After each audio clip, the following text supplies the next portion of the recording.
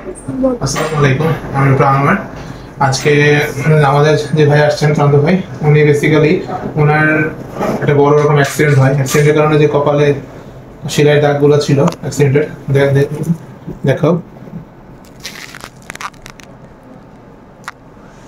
Including ওনার যে acne স্কার, বেশ বাজে হবে, পুরো ফেসেই কভার করেছে, ইনক্লুডিং এই পাশেও অ্যাকনি স্কারগুলো বেশ বর্ত হয়ে গেছে। তো আমরা এগুলোর জন্য যেটা করব, যে CO2 লেজার দিব, ফ্রিকশনাল CO2 লেজার। তো দেখা যাক ওনার কেমন ইমপ্রুভমেন্ট করে। ব্যথা পান কিনা?